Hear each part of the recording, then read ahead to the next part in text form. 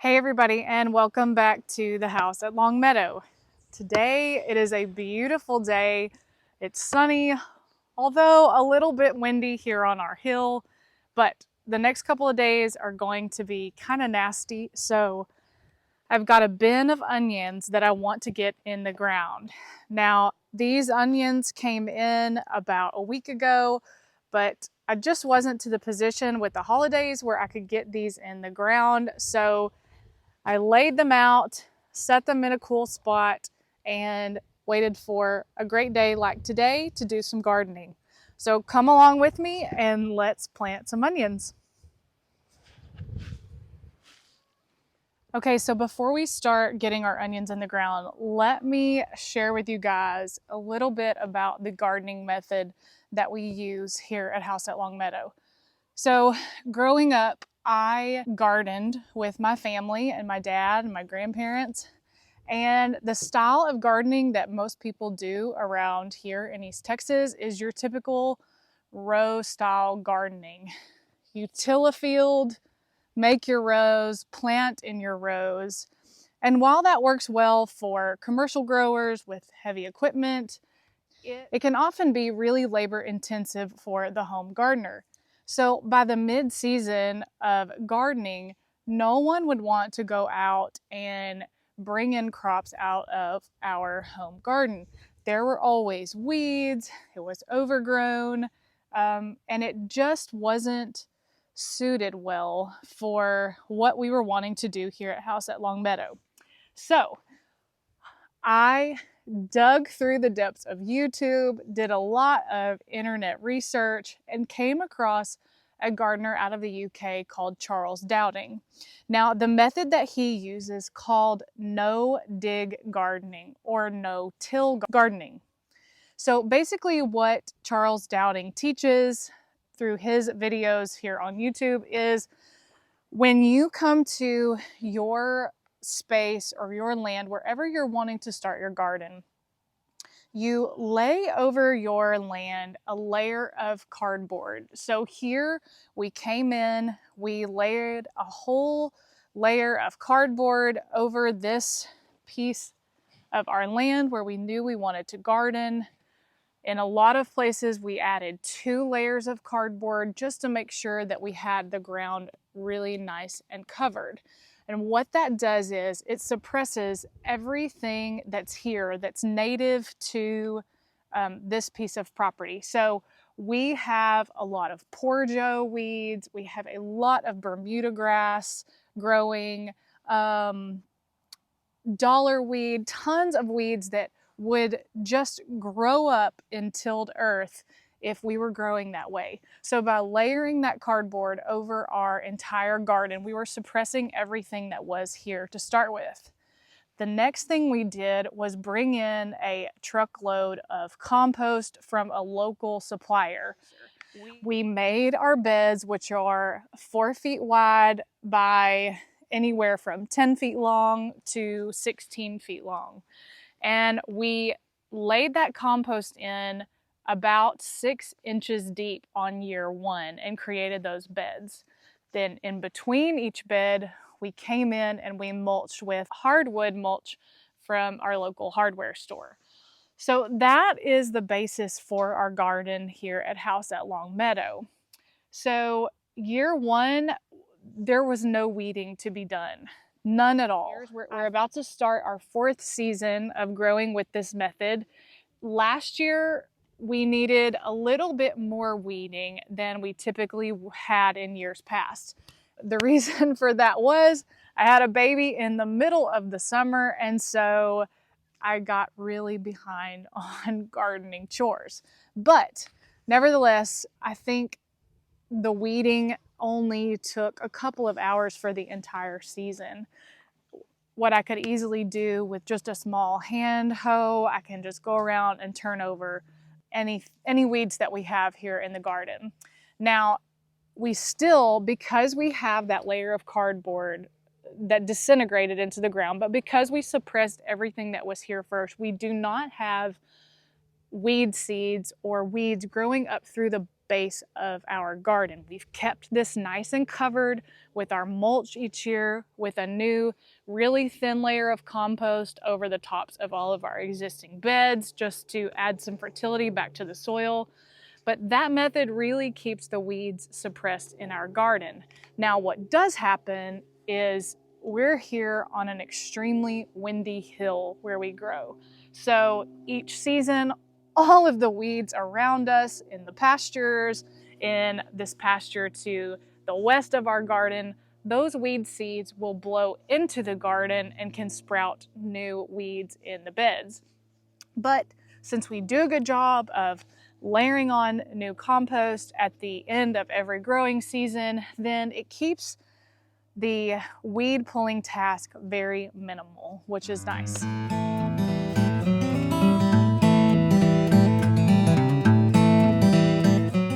So I know I just told you guys that there is hardly any weed pulling with a no-dig garden, and that is true, but I have some Johnny Jump Up violets and some hollyhocks that have self-seeded over much of the garden, so I've got to get those pulled up and get the beds raked over to prep for these onions.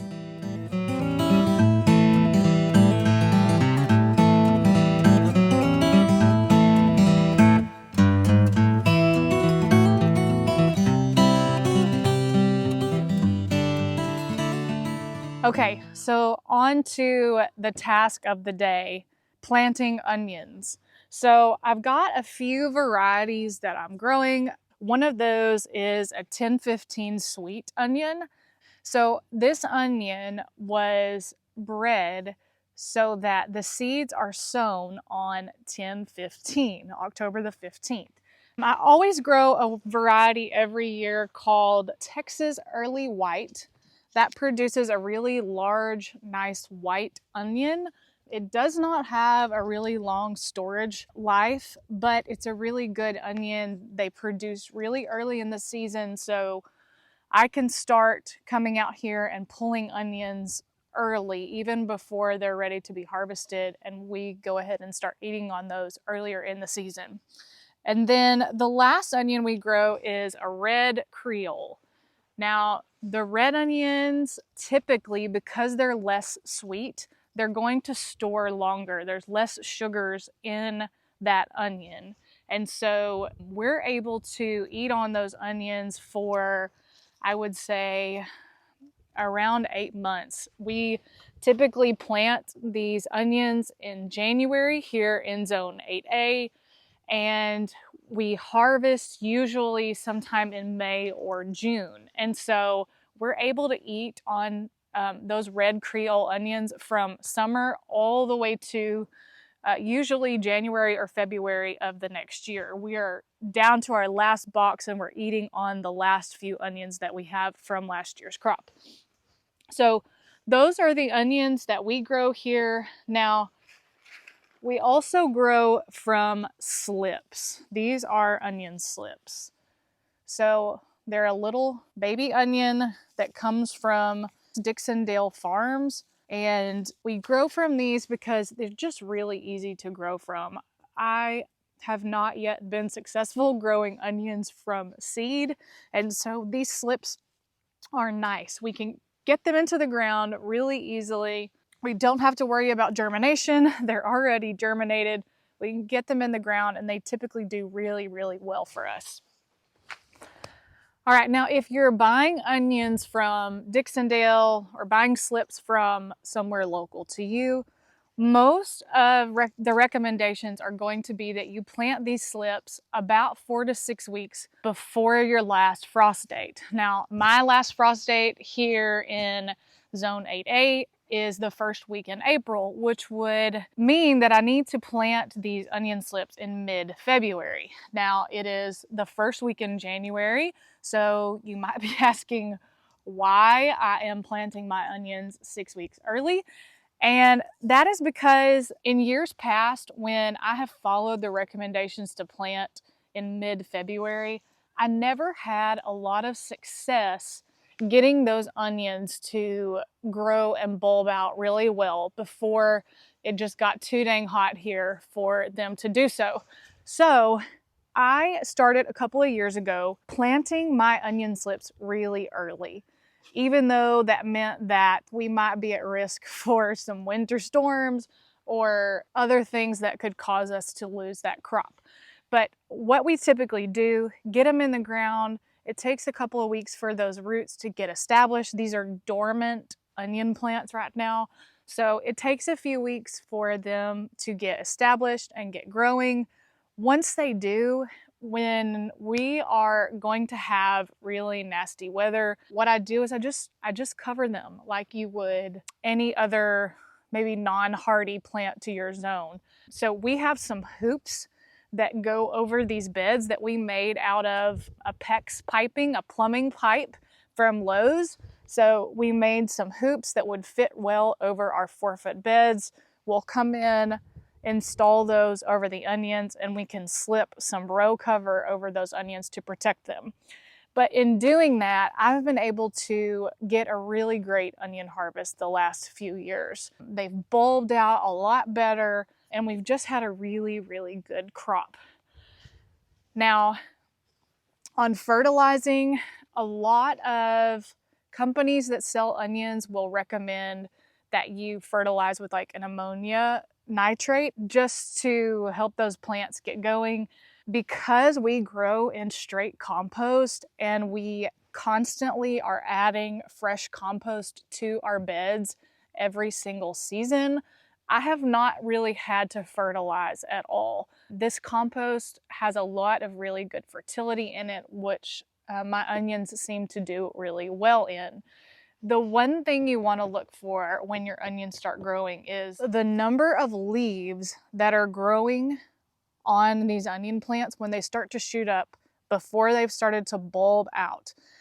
The number of leaves are going to have a direct relationship with the number of layers that that onion plant has. So what you want to be looking for as your onions are growing is you want to see a lot of growth above the ground. You want to see a lot of leaves, a lot of really healthy growth above the ground. And if you see that, then in all likelihood, you're going to have some really great onions growing below the ground.